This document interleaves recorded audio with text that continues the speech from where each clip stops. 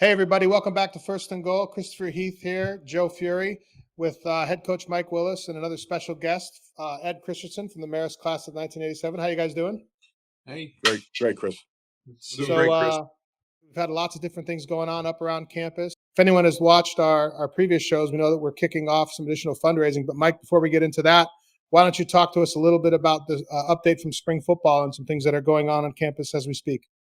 Thanks, Chris. Yeah, our guys are on spring break right now, getting some well-deserved time to rest and recharge after attacking winter conditioning with a lot of spirit. We got bigger, faster, and stronger. We had some outstanding things happening, both from a conditioning and a strength perspective. And as guys took advantage of football meetings to catch up with the staff, better understand our schemes on offense, defense, and special teams, and ultimately move forward towards spring practice, which kicks off this upcoming Tuesday and finishes with our spring game at 6 p.m. on April 26th, which we'll talk more about later. Really impressed by the energy and effort of the staff. Was able to welcome a few new staff members as well. Robbie Mangus comes to us from Buffalo, where he was a standout grad student player and graduate assistant / analyst working with the receivers and tight ends. He was also a fierce foe at Dartmouth, where he won multiple Ivy League championships as a player. And Noah Vedral, who comes on as our receivers coach. Joe is someone who's interacted with the Rutgers football program over the years, been a fan, and has seen Noah play at a really high level. Noah was a terrific quarterback there, a two-time captain in the Big Ten, also played at UCF in Nebraska, and was coached by our new offensive coordinator, Coach TJ at Rutgers, as well as one of my mentors, Sean Gleason. So a really glove-in-hand fit. We have a couple more hires that I'm really excited to talk about soon once they become public. But overall, really impressed by the way our staff has come together as well. I think a chance to hire is always a chance to improve. I remain really proud of our assistant coaching pool and really, really excited to hit the field because spring football is maybe the most fun time of the year in a beautiful rhythm, on day, off day, on day, off day, and a great opportunity to showcase the progress you've made to carve out, in many cases, new and improved roles that our players and staff get the chance to be the MVP of. So I can't wait to get back in the lab once we finish up spring break. There's some exciting changes there. And of course, with TJ moving from offensive line to offensive coordinator and that shift, talk about his backfill on the O-line. I think we talked on the last show a little bit about TJ moving to OC, if I'm not mistaken, but give us some thoughts on those two moves. Yeah, the programs that I've been a part of have always done a great job of serving the country where appropriate to find new blood. And certainly Robbie and Noah are reflective of that, but also do a great job of grooming people for internal promotion and growing into new roles. I looked all over the country for the next offensive line coach at Marist because I think that's a really important hire and was super impressed by how our very own John O'Connor interviewed better than anyone else we could find in the country, including guys who accomplished crazy things at the Division 1, 2, and 3 level. He has done a terrific job, really has worked to quickly earn the respect of our players and our offensive line, which returns a number of key contributors from last year. And very, very proud of how he's working. In fact, as we were beginning to record this podcast, which is at approximately 9 p.m. Eastern on a random weeknight, he was texting me about some project that while on spring break, he is, and I encourage the staff to get some R&R too during that time. He is texting me, as we speak, about getting old film in that he and I are studying together to prepare some run game and protection stuff. So he's a pro's pro. He's a football guy. And I am very, very proud of his growth into a full-time position on our staff. He's going to be an outstanding member of the band going forward here. Hey, Mike, can you talk a little bit about how the scheme changes from position coaches and coordinators come in? Do you basically stay with your scheme the same, or do you and insert the nuances of the new staff, or do they have to mold over to what you're doing? That's a great question, Ed. I think the way a scheme works is kind of like the ship of Theseus, whereas you replace a bunch of panels in the ship. The old story about whether when you repanel an entire ship and it's made of none of its original materials, is it ultimately the same thing? We try very hard to improve it every year, to throw out the pieces of it that either didn't work as well or just aren't as useful. Maybe there are certain opposing schemes that you want to take advantage of that aren't as popular and they're not worth carrying certain tools in the toolbox. I set mandates for what I like to see in all three phases. My background is as an offensive coach, so I'm especially hands-on there. We retained our defensive coordinator, Coach Horn, And special teams is always a full staff effort led by me to make sure that we're all on the same page programmatically. Yep. So I think you guys will see fun tweaks and evolutions because each guy who comes on brings new tools that they can get. But you also, especially as we enter year 2 here, I want to do a good job, particularly on offense and defense, of making sure that the foundation we laid for the players is such that they feel like they're operating a similar car, even if we're going to put new modes of driving or even a new engine in it in certain instances. Yep. So, Coach, for some of us former fast guys, now fat guys, I think I saw a change in the wide receiver room too, right? You have someone else new coming in to coach the receivers. Yeah, so Noah Vedral is going to do a terrific job there. Quarterbacks are an outstanding position group to groom young coaches in because by their very nature, they have to really think hard about the jobs of all 11 on offense and then on the other side as well. I think Noah is going to do an awesome job of accelerating growth in our receiver room. And he'll also do a great job of aligning vertically with the vision that TJ and I have for the offense, having already been inside a version of it at Rutgers. And I am very, very, very excited about the new things that he'll bring to the group as well. And also, one fun thing about the construction of our staff here is there's always going to be some youthful energy on it.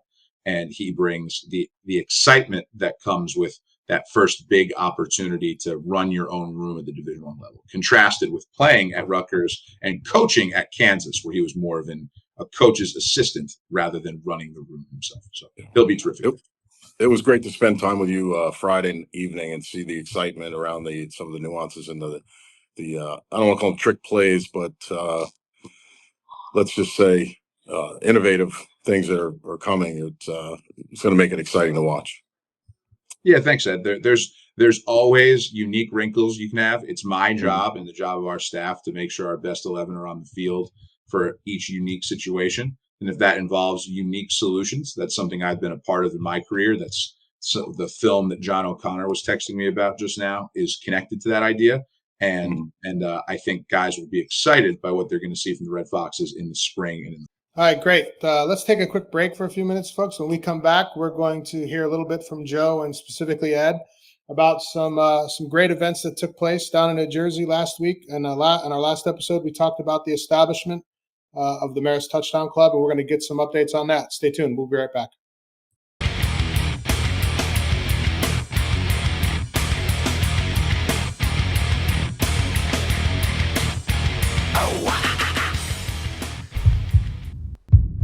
Hey, everybody, we're back to First and Goal with Mike, Ed, and Joe. So, Joe, last time we spoke, last time we actually had our show, we talked a little bit about the establishment of the Marist Touchdown Club, but I understand that you got a great opportunity working with Tim Murray and Mike to kind of host some of those initial meetings down at the MAC Championship in New Jersey. Why don't you guys both talk about that shared experience and reconnecting with some of the guys you played with?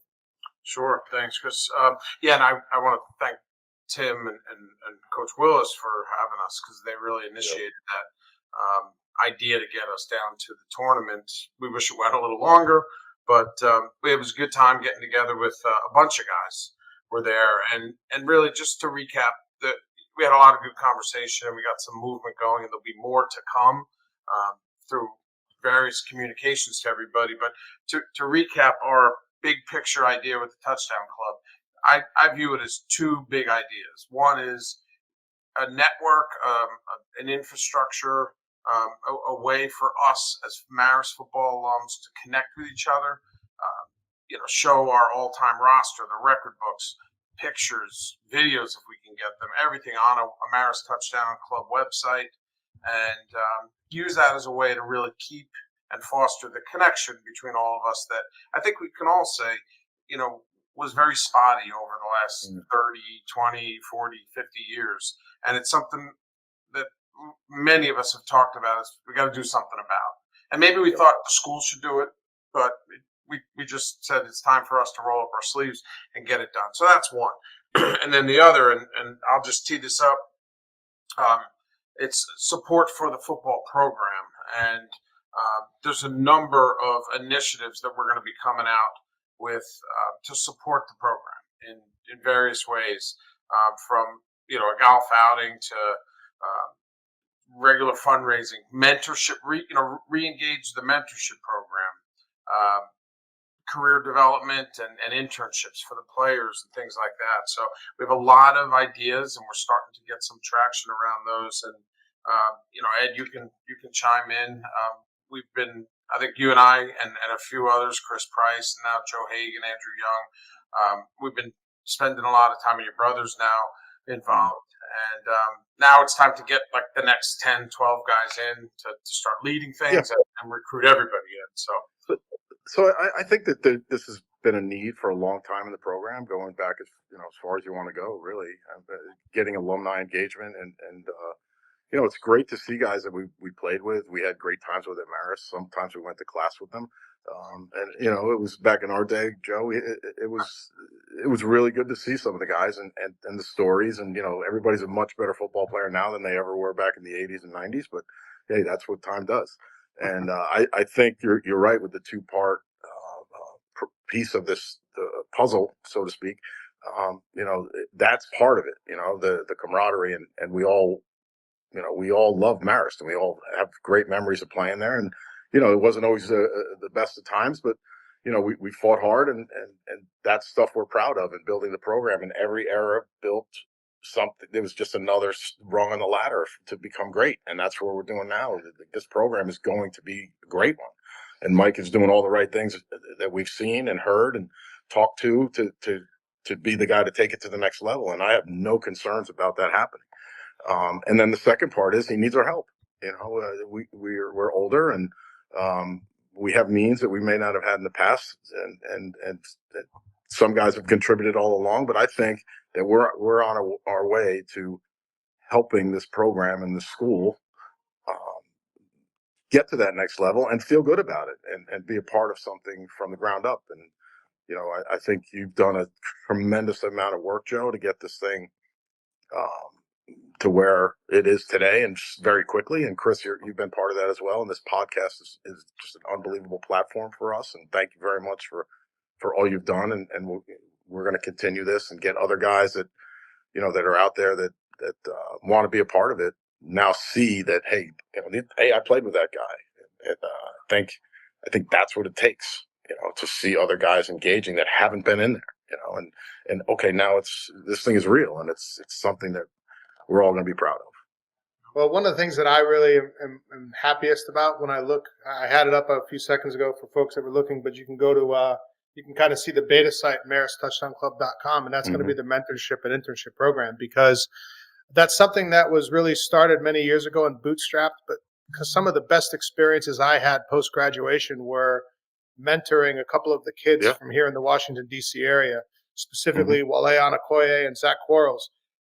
One of the best things that comes out of this whole thing for me is I still have relationships with him, and Zach's hitting me up for golf clubs. So I'll be emptying out some of the bags in the back. I gotta help him put together a bag, because he's at that point in his life where he's transitioning into some of the things that I still cherish. And that's one of the things I'm most happy to see when I look at that, because I think it's fallen off over the years. It was a lot of word of mouth very early on, but I think it just became something that, by virtue of its success, it became just very difficult to maintain. And to actually see that kind of be revived is really important to me, and I know it's important to Zach and Wale and other guys that I work with too. Yeah, and kudos, Chris. Mark Hamlin used to tell me stories about having mentored kids and down in the Tampa Police Department, and same thing. Still has relationships with those guys, and this internship. As soon as we ask people, Joe Hagan, my brother, Fred, yes, bring them. Let's help these kids, and they need it. They need the help, and it's an opportunity for them to not only be an intern and be a part of that mentor program, but it may be a career path for some of these kids. They do a great job. They like what they're doing. They step right into a position in a company that it's going to be life-changing for them, and that's what we're trying to do. Football for me personally, some of my greatest memories and the life lessons I learned is from that game. I learned how to win. I learned how to lose. I learned how to trust. I learned how to, everybody I played with, and I wasn't always great friends with them off the field, but on the field it was. It's family, and that's what's bringing us back.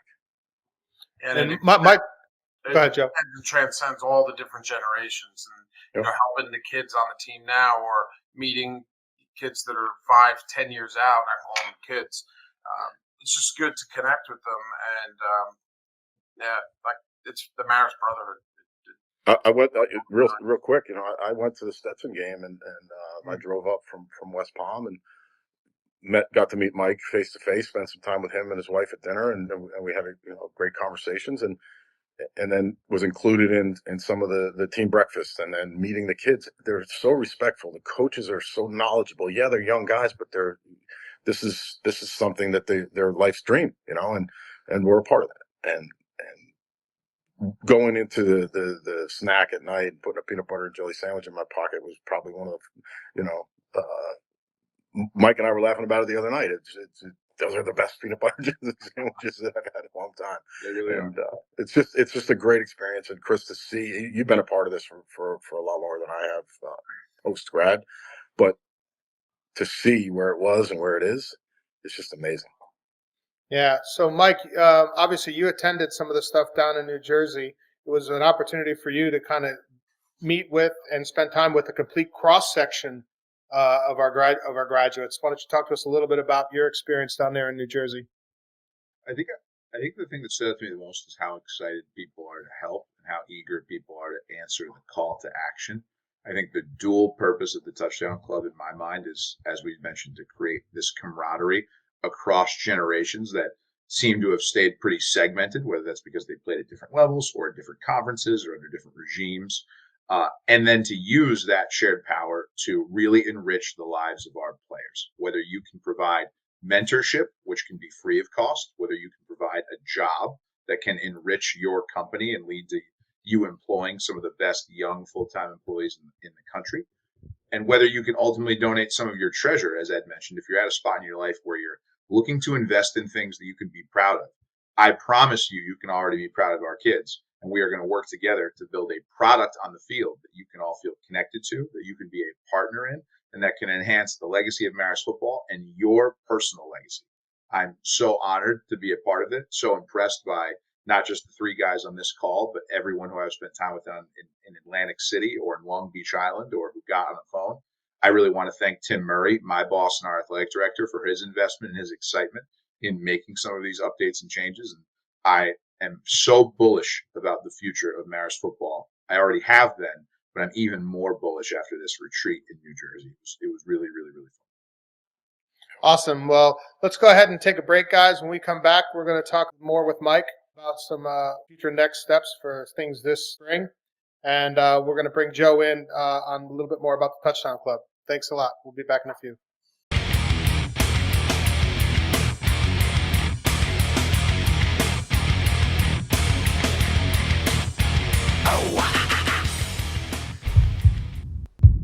Hey, everybody, we're back on 1st&Goal with Mike, Joe, and Ed. So, Coach Mike, we know that the Marist Football Club is going to be a big driver for some big key strategic things you're looking to do, and that's going to begin with the Marist Day of Giving and obviously the Day of Giving Blitz that we discussed on our last show. But why don't you give us an update on that? Yeah, I've been so impressed by the number of people who have already been interested in contributing to our Day of Giving Blitz. The Day of Giving for us is important, not just strategically in an effort to create some excitement around the Touchdown Club and provide key funding. The Day of Giving Blitz is not just important functionally for giving our players the things that they need and allowing us as a staff to have the tools to enhance our player experience. It's not just important symbolically for the growth of the Touchdown Club. It's really important symbolically because we are in competition. If you're listening to this, it's because you love Marist football and you love it because in large part, it gave you an opportunity to compete, to test yourself. And make no mistake, we are in competition with the other teams, a friendly competition, but a real competition with the other teams to raise the most funds. The athletic department is expected to raise $500,000 out of the Marist million we're looking to do that day. and we want football to win the whole thing and to raise at least 100,000. What's amazing and humbling is last year we raised under 30 grand on our first day of giving. We are already up to $75,000 in pledged leadership level gifts, including a really, really generous match by Joe Fury, where he's going to match the first $10,000 that flow in on the day of, which will unlock another $5,000 in challenge funds.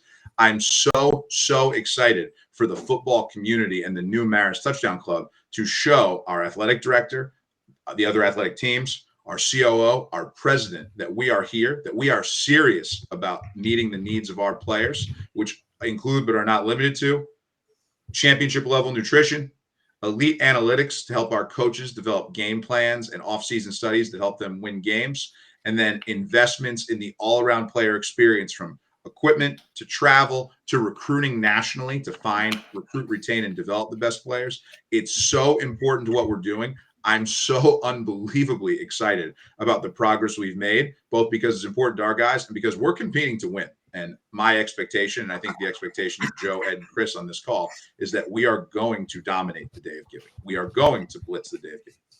Yep, that's great progress. So, so Mike, talk a little bit about, when this goes out and we're going to be communicating to everybody in our social media and our networks. Talk somebody through how to give if they want to give directly to the football program, which, obviously we want.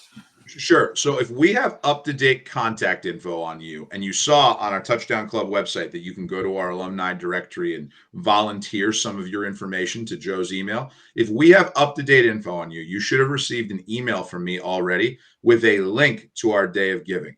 As you can see on the screen right now, you click that link, you make your gift, and to ensure that all of the dollars flow directly to our players, you click athletic teams and then select football, which is the first team listed, to make sure 100% of the money that you are giving goes directly to our players. If you give the day of, that same link will be able to redirect you to a football-only landing page. Same giving capacity, works the same way. The difference is now you'll see this live leaderboard. And that's important for showing us whether we are ultimately meeting our goal of raising $100,000 and meeting our goal of winning the athletic department challenge, which will unlock new funds for our players. And one point I want to make too is that literally 100% of anything that gets donated goes directly to the school, to the athletic department, to the football program. Yep. There's no fees or anything that's going to be taken off the top. It all goes directly to, as Coach says, to the players. And you have my word on that. We're not using this money to have cooler sneakers or do anything cosmetic. This is designed to directly enhance the player experience and to help them have an unbelievable time here as they invest their blood, sweat, and tears into this program. And as a non-scholarship football program, they all pay their way along with their families for school. So there's no better person to invest in on our campus because there's no one putting out more to make the Marist University and Marist football community proud than our guys. They are worth investing in. And Mike, this isn't necessarily just targeting former alumni. I know we had a conversation, but there have been other former coaches that have also made some leadership gifts early in this process. Specifically, Rick Butler, who's been a friend to this podcast, but more importantly, a friend to many of us. Yeah, Rick Butler is a very important person to me. A former coach, a teacher, a leader, someone who came into the office on one of my very first days and just introduced himself, and who gives an enormous percentage of his defined retirement contribution that he has to kind of take out every year back to our program. He doesn't like to be public about these things, but I'll be public for him. He's giving at least $11,000 to the day of giving, which is a staggering investment from anybody, but is really, really special when you consider that Rick is not a rich man. He's not a former billionaire. He's someone who is pouring basically all of his extra discretionary income as a retiree back into investing into our players. That type of investment is moving to me. Is moving to our program. And I hope if you're sitting out there and you know Coach Butler or you believe in what this place has done for you, that you are motivated to match that energy in whatever way you can. Because I want to be very clear. If you can give at the leadership level, that's awesome. But if you can participate, that's really important as well. We have a lot of alumni who have not yet engaged with us financially. This is a great time to reinvest. My cell phone number is in the email that got sent out to you.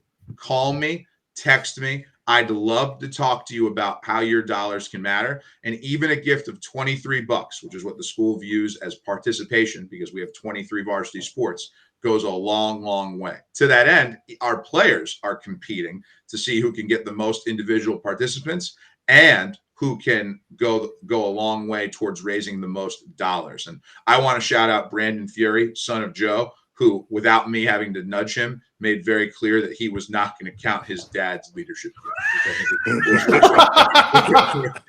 He texted me that dead seriously, which is fair of him, because that would have been, unless Rick Butler's grandson is secretly on our team, or one of you guys on this call, that would have been a pretty tough number to beat by sending around a link. So proud of the way our guys are investing, and proud of the work our players are doing, and your dollars, but really just your participation sends a notice. We can unlock challenge funds from the school by out raising other teams and by out participating. And we have the capacity to do both. Yeah. And it's important to know that, Mike, when you say reach out to me, text me, call me, you mean it. And Mike will take your call, and you'd be very. I encourage people to reach out and get your questions answered, because I did, and was very, very happy with where the program's going, what Mike's doing. I met the staff, and I think it's important for, if you have any reservations whatsoever, give the man a call. Yeah, I am not afraid to have a direct conversation. Yep. I've already had a few of those. So please feel free to reach out. My phone number is out there. Without getting into a lot of specifics, any guys call Coach Willis. He'll talk to you about, some of the needs on the team from top to bottom. When we start to get into some of the details, it just furthered, the group of guys that were together down in Atlantic City. Like, we need to help. We want to help, but now, there's a couple we need to help. And that's really gratifying, because, we were those guys a long time ago. Yeah, we were. And I mean, Ed, you mentioned it. It's something that I've been doing for a long time, but I've just see, Joe coming in and stepping into that, and a lot of that stuff. It takes a lot of effort to do the types of things like we're doing now, even the podcast, or even just making those financial contributions that we make. It's just really heartwarming to see other folks getting involved, because for a long time there was a very small group of people who did it. And like I used to say, I agree. A lot of it took place just via cell phone, and it's kind of mushroomed into something much larger now. That's been awesome. Chris, I encourage former players that have reservations, and I was one of them. And Mike knows my story, Joe knows my story, and Chris, I'll tell you some other time. And my reasoning: get around the program, spend some time on campus, spend some time around the coaching staff and the team, and guys that are involved and have been involved, and you will be a part, or want to be a part of, what's going on. Because I will tell you right now, it changed my outlook on Marist College and Marist University, Marist football. I had a mindset that I had in my own head, and for reasons that I stayed away from the program, and it was a big part of my life, and I'll share it with anybody that wants. But getting around the program and being around that energy and football and the camaraderie and the school and the teamwork and everything that we went there and played football our entire lives came rushing back. And being in Atlantic City with guys that I hadn't seen in 25 years, it's invigorating. Yeah. And I'll say, Chris, for you, for one, for those that don't know, I don't know how many years it was that you, every other year down at the Georgetown game, correct me if I'm wrong, but you had hosted the team for full dinner for I don't know how many trips down there. That's a huge investment. That's unbelievable. That's the level of commitment. Unbelievable. Yeah, people don't really know what to talk about. So thank you for that. I think we talked about it a little bit, and the coolest thing for me was it was something that I was able to do, because owning a business, I was able to bring kids in through the internship program that was early on, and that Georgetown game, it was like when I first met Mike, one of the reasons why Tim asked me to work with Mike on some of this stuff was there wasn't a kid that graduated from when probably like 5 or 6 years after I left that didn't spend time at the pregame dinner every 2 years. So it was a lot of fun, and we did it. And last year we did it. We did good. We did well from that perspective. So Yep. I'm disappointed to see the Georgetown game fall off the schedule, but I hear they're coming back. So I'm looking forward to hosting those again when the schedule reopens for us. Yeah. And you could argue this thing mushroomed out from in my first 48 hours on the job, a breakfast with Chris at the Palace Diner. So he's been supporting this place for a long time. He jumped in with 2 feet with the podcast and with his financial commitments as he's made, his time and his treasure. Joe and Ed have followed suit. I think a common ground in all of that is a love of Marist, a willingness to hear me out. And then ultimately, because I'm just the custodian of this place, very proud to be so, but I'm the one handling this program for you as best I can. It's about our players. But when you look at them, you will see versions of yourselves. You will see guys making the same sacrifices that you've all made. And you will see guys who you want to mentor. You can do well while doing good and add members of our football family, frankly, to your own family in a way that is really gratifying. That experience is why I coach. The belief in this community is why I'm lucky to be the head coach at Marist University. And the reason the Touchdown Club and our program is going to succeed is because whether you're out there listening or whether you're one of the 3 guys on this call, we are going to do special things together. I'm just so excited. Mike, there's a lot of excitement that we're trying to generate around the spring game, and we know you're excited to get it kicked off and started. We're planning on some game day events and invites to some special people that we want to bring in and be part of what we're doing.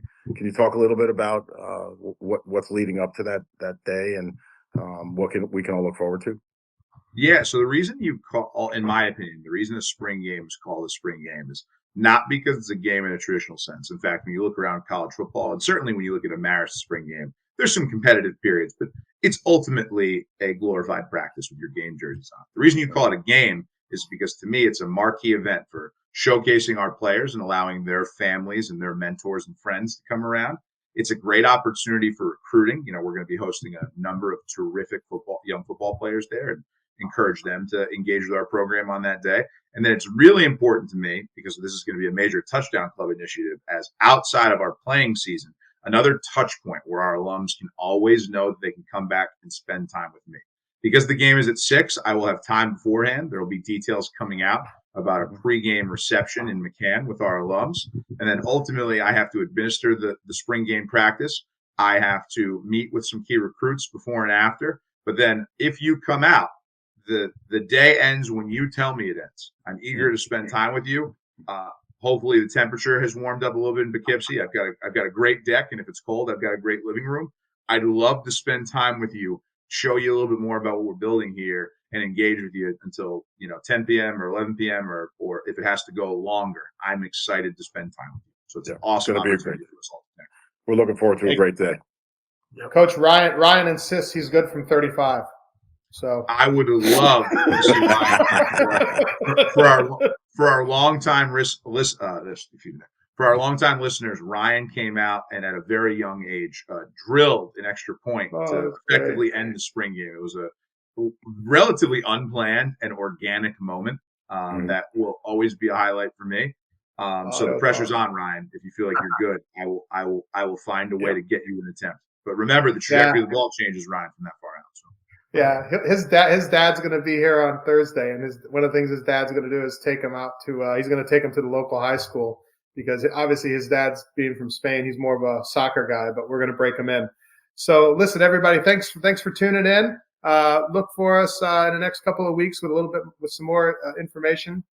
Probably do one more show before the day of giving, but more importantly, we'll be providing some additional details about what's forthcoming for the spring game. For Mike, Joe, and Ed, gentlemen, thanks for your time this evening. We'll talk to you guys soon. Thanks. Thanks, Chris. Thank you.